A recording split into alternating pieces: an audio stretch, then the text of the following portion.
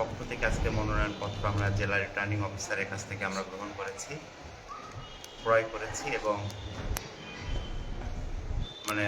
নির্বাচনের আচরণ বিধি মেনে যথাসময়ে আমাদের সকল নেতৃবৃন্দ, মাগুরা 2 আসনের সকল নেতৃবৃন্দ, আমাদের 3টে ইউনিট রয়েছে, আপনারা সকলেই জানেন, মোহাম্মদপুর, শালিকা এবং দক্ষিণ মাগুরা, সকল নেতৃবৃন্দর সাথে আলাপ আলোচনার মাধ্যমে আমরা একটি নির্ধারিত তারিখে আমরা মনোনয়নপত্র জমা দিব এবং দীর্ঘ 17 বছরের আন্দোলন, আমাদের যে ভোটের অধিকারের জন্য যে আমরা আন্দোলন করেছিলাম, সেই দীর্ঘ আন্দোলন দেশনেত্রী বেগম খালেদা জিয়ার আপসীর নেতৃত্ব এবং তার নেতৃত্বের ফলে আজকে বাংলাদেশের একটি সম্ভাবনার সৃষ্টি হয়েছে। আগামী ত্রয়োদশ জাতীয় সংসদ নির্বাচনকে অত্যন্ত গুরুত্বের সাথে আগামীর বাংলাদেশ বিনির্মাণ এবং এদেশের 31 দফা গণমানুষের যে আকাঙ্ক্ষা বাস্তবায়নের জন্য এই নির্বাচনকে আমরা অত্যন্ত গুরুত্বের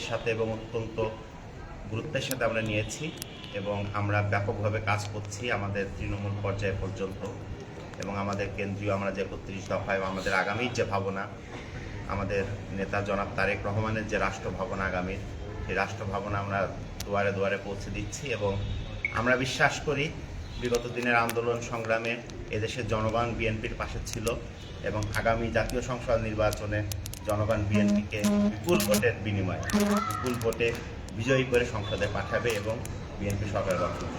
একটা প্রশ্ন ছিল যে আপনারা তো দল থেকে আপনাদেরকে মনোনয়ন দিয়েছে, আপনাদের দলের ভিতরে কোনো বিভক্তি আছে নাকি, এবং বিভক্তি থাকলে নির্বাচনের আগে আপনারা সেটাকে কীভাবে রিকভারি করবেন? অবশ্যই বিএনপি একটি বড় দল এবং বিএনপির সংগঠন একদম তৃণমূল পর্যায় পর্যন্ত বিস্তৃত।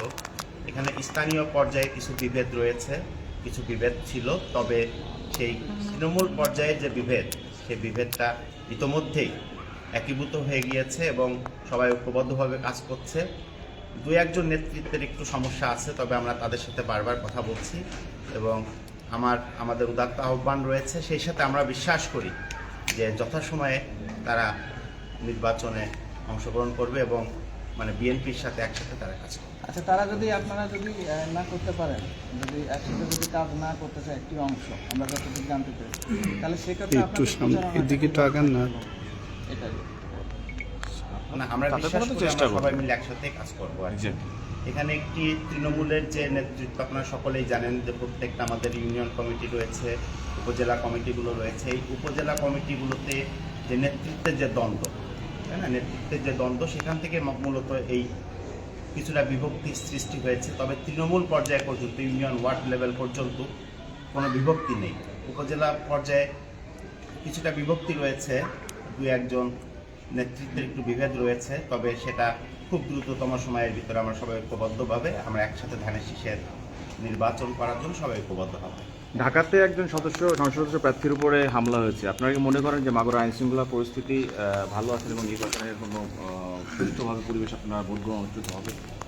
না, নির্বাচনে আমরা বিগত 17 বছর আমরা মাগুরাতে যে দুঃশাসন দেখেছি এবং যে অস্ত্রের যে দাপট দেখেছি, সেই অস্ত্রগুলো কিন্তু একটাও উদ্ধার হয়েছে বলে আমাদের নজরে আসেনি এবং এত অস্ত্র গেল কোথায়?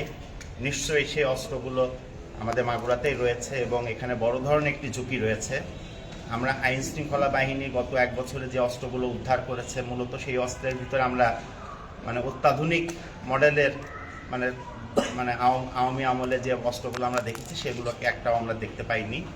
অতএব এখানে আমরা সবাই খুব আতঙ্কিত এবং শঙ্কিত এবং জনগণও এই বিষয় নিয়ে খুব ভাবছে। আমরা প্রশাসনের প্রতি আমাদের দাবি থাকবে যে অনতিবিলম্বে এই অস্ত্রগুলোকে উদ্ধার করার জন্য তারা জোর তৎপরতা করবে। তাহলে সুষ্ঠুভাবে সম্পন্ন হতে পারে নির্বাচন। জি, অবশ্যই। ধন্যবাদ দাদা। ধন্যবাদ।